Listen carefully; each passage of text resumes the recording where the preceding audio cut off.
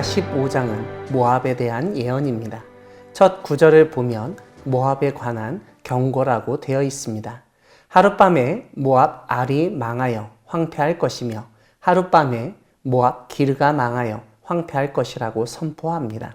오늘 모압 예언을 보면 심판 예언이 도시와 지역을 중심으로 선포되는 것을 알 수 있습니다. 제일 먼저 알, 즉 아르와 기르를 언급한 이후 2절에서는 바익과 디본을 언급하고 그 다음에는 느보와 메드바가 언급됩니다. 우리가 주목할 점은 그들이 울며 통곡하는 장소입니다. 다름 아니라 그들은 산당에 올라가서 통곡을 하는데 산당은 우상 숭배하는 곳입니다. 그들은 여전히 나라가 위태로운 상황에서 이전에 하던 우상 숭배 행위를 멈추지 않았고 오히려 더욱 헛된 종교 행위를 하였다는 사실을 알게 됩니다.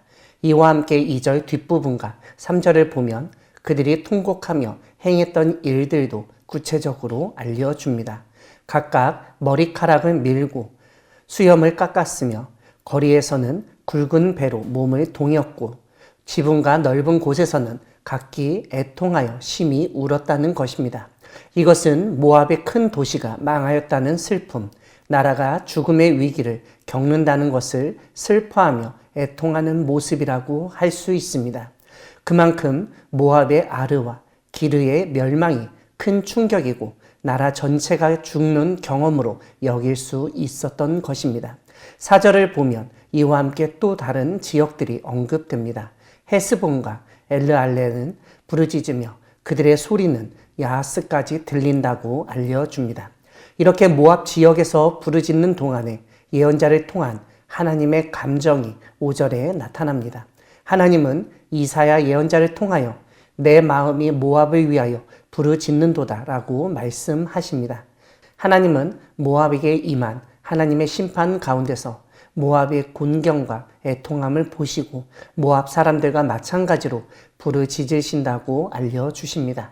오늘 본문을 보면 모압의 피난민들이 옛날 롯과 두 딸처럼 소알로 도망치고 에글랏 슬리시아까지 이른 것을 보게 됩니다. 이것은 요단강 서쪽 지역까지 전쟁을 피하러 온 것을 보여줍니다. 그들은 가는 곳마다 패망을 울부짖는데 나라가 망하였다는 사실을 슬퍼하고 알릴 수밖에 없었던 것입니다.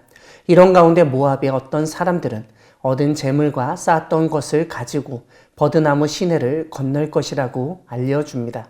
8절을 보면 모압에 임한 재난의 절정을 보여주는데 곡성이 모압 사방에 둘렀고 슬피 부르짖음이 에글라임에 이르며 부르짖음이 브에 엘림에 미쳤다는 것입니다.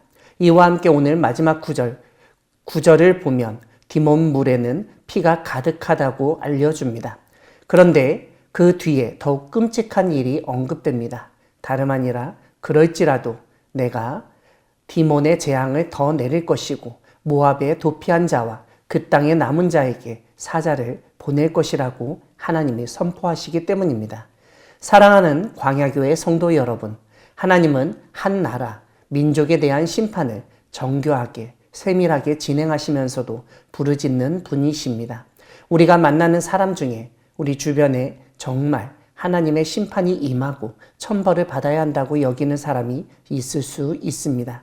정말 말도 안 되는 나쁜 짓을 하고 사람들을 해치고 피해를 주고 손해를 끼치는 사람은 그런 심판을 받아야 한다고 생각할 수 있습니다. 그래서 기도하고 하나님의 심판을 기대하기도 합니다.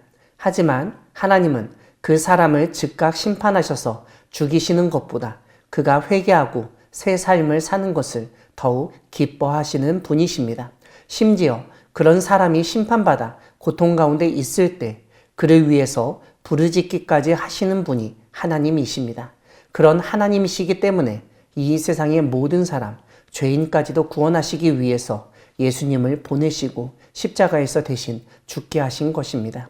그 하나님의 부르짖음, 심판 가운데서도 긍휼을 보이시는 하나님의 사랑을 의지하여 죽어가는 사람을 살리고 죄인을 돌아오게 하는 우리 모두가 되기를 소망합니다. 아멘.